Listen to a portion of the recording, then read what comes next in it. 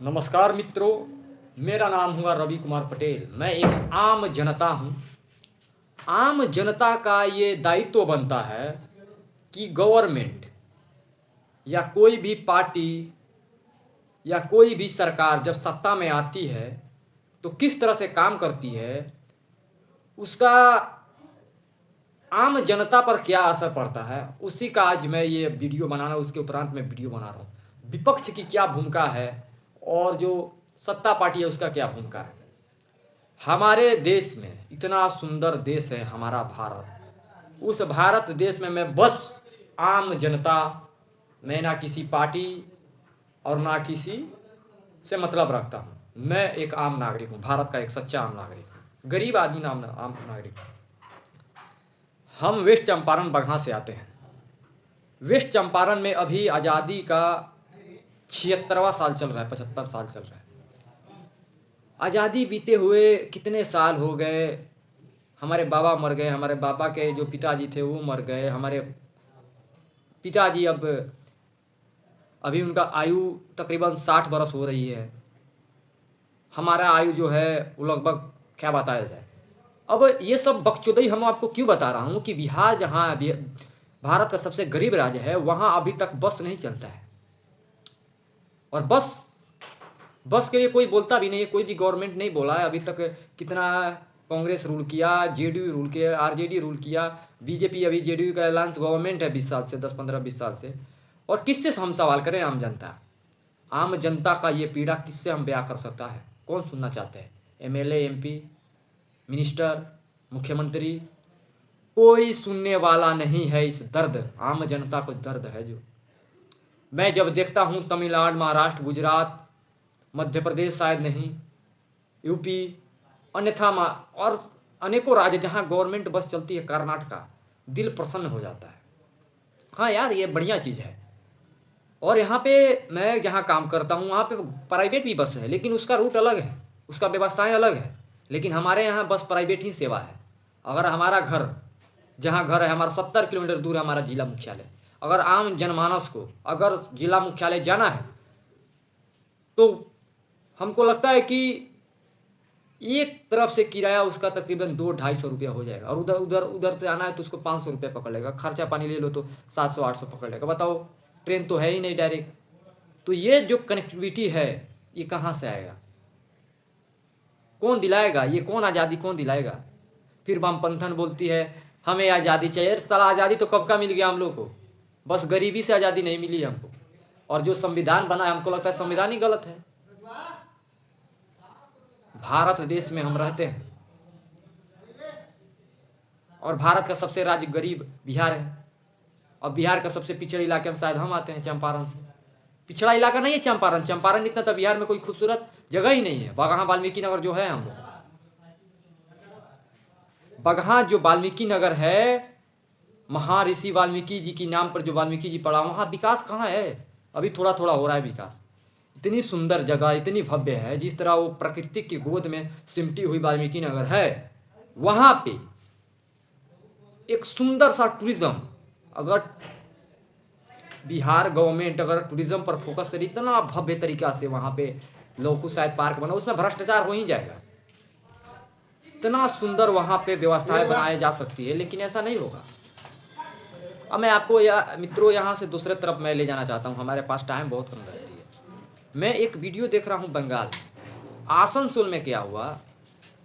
आसनसोल में TMC worker ने BJP worker पे अटैक कर दिया। ये लोकतंत्र की खूबसूरती मैं आपको बता रहा हूँ। आप समझिए, एक पॉलिटिकल पार्टी और दूसरे पॉलिटिकल पार्टी को वोट के दहशत गर्द की वजह से, ये क्या है? ये एक तरफ से हमारा मतलब ये ऐसा लगता है कि बंगाल में बस टीएमसी रूल करेगी और कोई पार्टी आएगा भी। ऐसा नहीं है।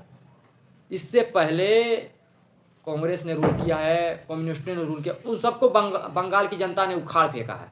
और टीएमसी की जो कथित तौर पे मैं ये वीडियो दिखाना चाहता हूँ, टीएमसी जो है उसका जो कार्यकर्ता है वो गुंडा है, सब एक नंबर के गुंडा है। देखिए ये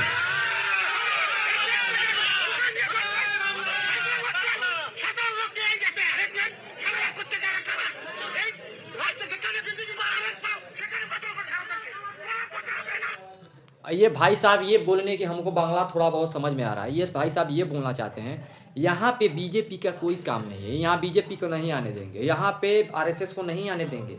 क्या बंगाल आपका बाप का है? क्या तुम्हारा बाप क्या है बंगाल?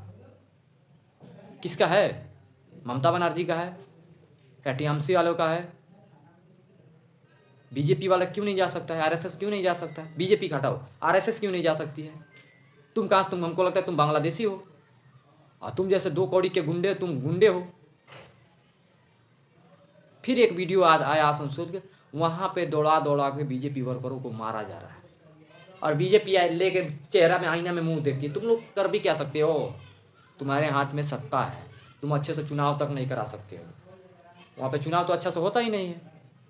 और ये 2 कौड़ी के वर्कर जो गुंडे हैं, गुंडे ही तो है, बोल रहे हैं देखो कैसे इनका मनोबल इतना है। और ममता बनर्जी जो है वो जिस तरह से ईडी की जो फाइल है, कुछ दिन पहले ममता बनर्जी ने खुलेआम ईडी के हाथ से अपना फाइल लिया, फिर माइक में वीडियो बना रही हैं, बोल रही हैं और पूरा वीडियो चल रहा है कि आपको क्या जल्दी थी, आपका क्या उसमें क्या आपका उसमें क्या कोई कौन सी इतनी उसमें, किसको आप बचाव करने के लिए गए थे? शायद आपके मिनिस्टर या आपके विधायक हैं। आप एक प्रदेश की चीफ मिनिस्टर है, आपको ऐसा शोभा नहीं देता है ममता जी? आम जनता के नाते हम बोल रहे हैं, और आपकी खोलबल, आप एक प्रदेश की मुख्यमंत्री हैं और इतनी अनुभवी मुख्यमंत्री हैं आप, ये सब आप पे शोभा नहीं देता है।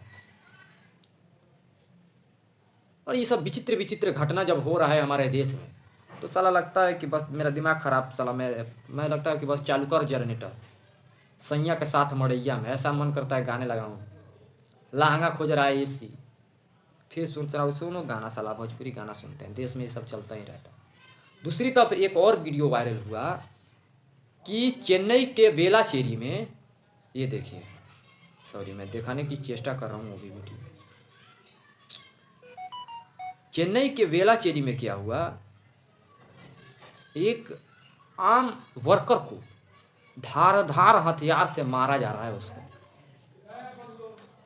तमिलनाडु में भी 1 महीना या 15 दिन पहले ऐसे एक और वीडियो आया था। अब हमको ये समझ नहीं आ रहा है, वहाँ पे डीएमके का गवर्नमेंट है, कर क्या रही है डीएमके वहाँ पे? 10 साल से वहाँ पे रूल कर रही है और डीएमके के बारे में आप एक शब्द नहीं बोल सकते हो। डीएमके एक नंबर की क्या है, फिर बोलते हो कि मोदी डिक्टेटर है। मोदी डिक्टेटर नहीं है, मोदी MK स्टैलिन जो है वो डिक्टेटर है। उदयनिधि स्टैलिन है, वो क्या बोलता है, सनातन धर्म को गाली देता है। तुम अपने राज्य का जो लॉ एंड ऑर्डर है वो तो सुधारो, वहाँ पे आम जनता सुरक्षित नहीं है। मैं जब तमिलनाडु में वर्क के लिए गया था, मैं ताम्बरम साइड में था, वहाँ पे 6 बजे के बाद में, 7 बजे के बाद में कोई वर्कर जा नहीं सकता, वहाँ पे मार दिया जाता है, वर्कर को हाथ काट दिया जाता है, मोबाइल छीन लिया जाता है। हमारे सामने की घटना है ये। वहाँ से हमें वहाँ काम करने की चेष्टा नहीं हो रही थी, और वहाँ पे हमें लगता है 10-15 दिन काम किया और चला आया। फिर वहाँ का जो चेन्नई में बहुत सारी जगह है जहाँ पे शानदार व्यवस्था है, लग्जरियस बस अड्डा है, बहुत शानदार व्यवस्था MK स्टालिन बनाया है, लेकिन जो वहाँ पे लॉ एंड ऑर्डर है, कानून है, व्यवस्था है, एकदम घटिया है, ज़ीरो है। मेरा मानना है यहाँ लोग दारू पी के सोते रहते हैं, कहीं बस स्टैंड, कहीं ट्रेन स्टैंड, मैं देखा हूँ। लेकिन और जैसे विकास की परियोजना शानदार काम किया है, लेकिन जो उसका लड़का है MK स्टालिन, वहाँ पे डिप्टी चीफ मिनिस्टर है, 1 नंबर का बकचोद आदमी है, 2 कौड़ी का आदमी है, उसको बोलने तक नहीं आता है। वो फिल्म निकाला था, मैं उसका मूवी भी देखा हूँ, झाट भर का फिल्म है वो। तो ये मित्रों, मैं बकचोदी नहीं कर रहा हूँ, और मेरे को पता नहीं मेरा वीडियो साला 50 आदमी देखे या 100 आदमी देखे, मेरे से ये नहीं है। मेरा ये मानना है कि मेरे मन में जो आ रहा है, जो देश में चल रहा है, वो मेरे को बात करना चाहिए, मैं बात करूँगा। मेरा किसी से मेरे को वायरल नहीं होना, ना पैसा कमाना, नहीं कमाना है भाई। मैं भारत का एक आम जनता हूँ, आम नागरिक हूँ, जो हो रहा है मैं उस पर बोलूँगा, खुल के बोलूँगा। बस आज के लिए बस इतना ही, और ज़्यादा बकचोदी का हमारे पास टाइम ना रहता है, सोना भी है। कोशिश करूँगा कि डेली एक वीडियो डालूँ इस यूट्यूब चैनल पे। नमस्कार।